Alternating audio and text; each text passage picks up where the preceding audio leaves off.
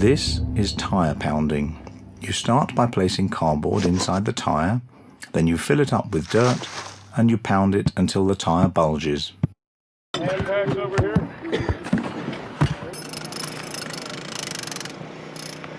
Spirit levelling. This is performed using a spirit or tube level on the already packed tyres to ensure a straight line as every row progresses.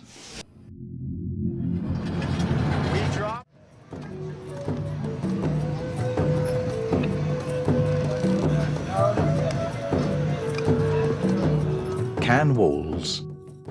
Cans are used to build some of the walls. They help fill up the mass and reduce the amount of cement needed. They are easy to lay, easy to learn, and of course, by using them, we are recycling garbage.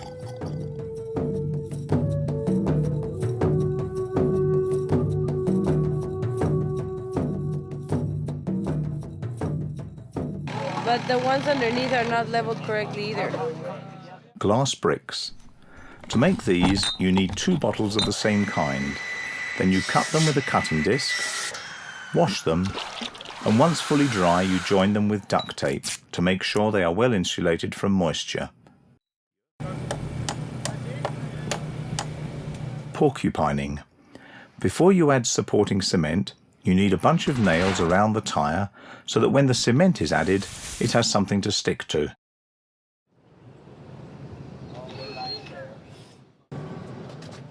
Planter cells. These botanical cells filter grey water while acting as a watering system for a fruit, vegetable and herb garden. Since it is inside the earthship and orientated to have sunlight, there's food production year-round. Also, outside planter cells use treated black water for landscaping plants.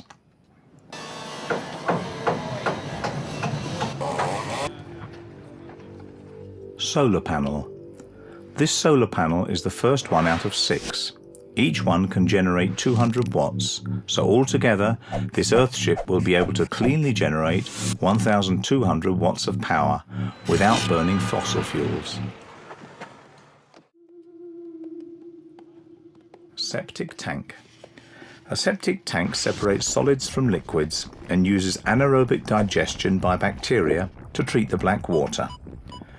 By insulating it and adding heat, the process is accelerated. Cistern filter. Before any water falls from the gutter into the cistern, you need to filter it with gravel and a silt catcher to keep the unwanted solids out of the cistern. Now, let's try to understand how these buildings do what they do. Starting with comfort. Earthships heat and cool themselves by harnessing the temperature of the weather, stabilizing the temperature inside the building. 3 of the 4 outer walls of the building are surrounded by packed tyres, acting as thermal mass, which is basically mass holding heat, the same way a barrel holds water. Even more soil is added to surround the cisterns and the vent tubes, resulting in huge insulation. During winter, in let's say America, all the glass along the south side of the earthship lets the sun in, which heats the mass of the very thick walls. The earth behind these walls, acting as an insulator, doesn't allow the captured heat to be released on the other side. When the temperature in the room drops below the temperature in the walls, heat is released from the walls into the space available for people to enjoy all through the night. During summer, with the sun high in the sky, sunlight enters only into the planters. The naturally cool temperature of the underground soil cools the building down. Also, driven ventilation from underground cooling tubes plus operable windows and skylights provides additional cooling thanks to natural convection.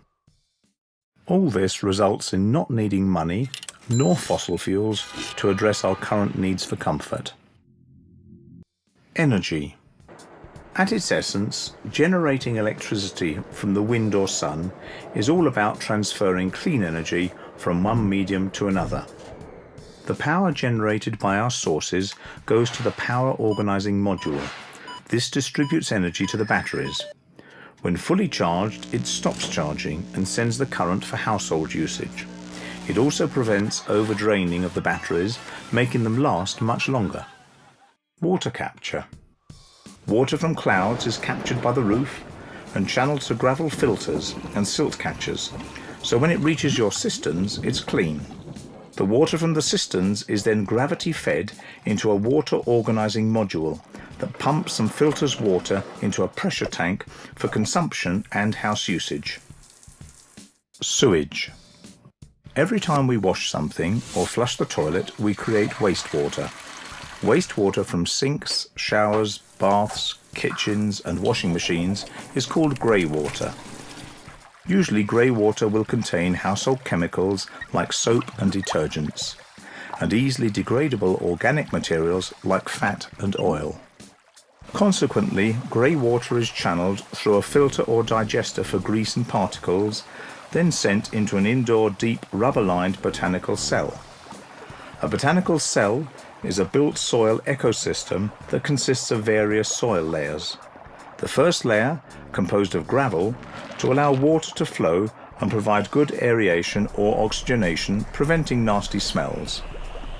At the top of the botanical cell, plants absorb water by the process of transpiration, where evaporation from the leaves enable water to be absorbed through the roots. Nearby root soil dries out. The water at the bottom slowly flows towards the drier soil near the plants. The flow allows phosphates and household chemicals to be completely filtered. The peat moss provides additional filtering, efficiently eliminating heavy metals, if any. At the end of the botanical cell, there is a grey water organizing module which pumps the treated water to the toilets. Once the toilets are flushed, water now contains fecal coliforms and loads of organic materials. This is called black water, which goes to the septic tank. After the liquids are separated from the solids, the treated water is then channeled to an exterior landscaping botanical cell, feeding outdoor plants in the same manner as the grey water botanical cell. In short, earthships make very efficient use of the captured water by using it 4 times.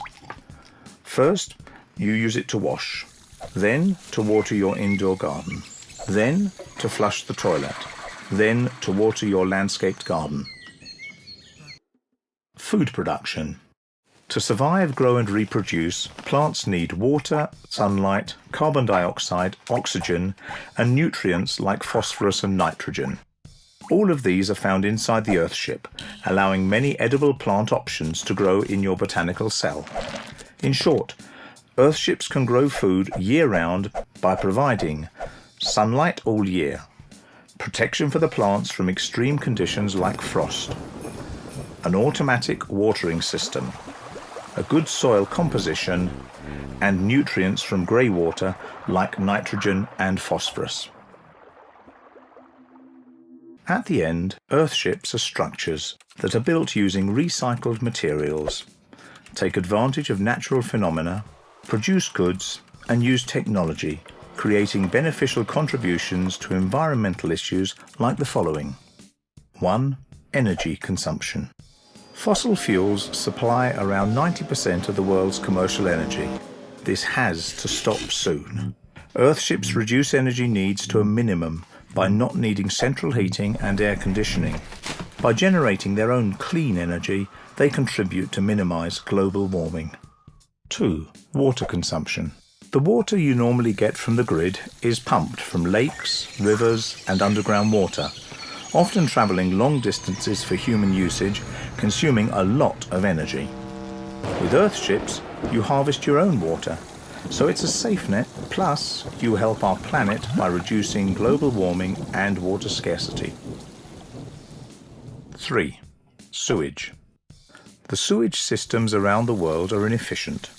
Normally we don't separate grey from black water, and in most places there aren't any water treatment plants, so it goes directly to rivers, lakes and the sea. Earthships use water in such a manner that there is no actual discharge.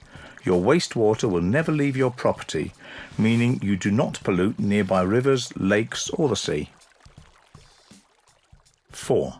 Food consumption.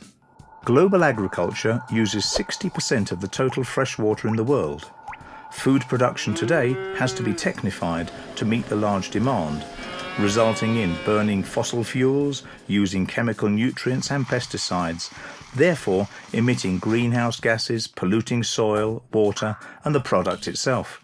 Earthships produce food year-round, reducing expenses in family economy, health risks associated to pesticides and contaminants where food is grown, CO2 emissions by less fuel consumption, for example transportation for food imports, and water consumption for food production.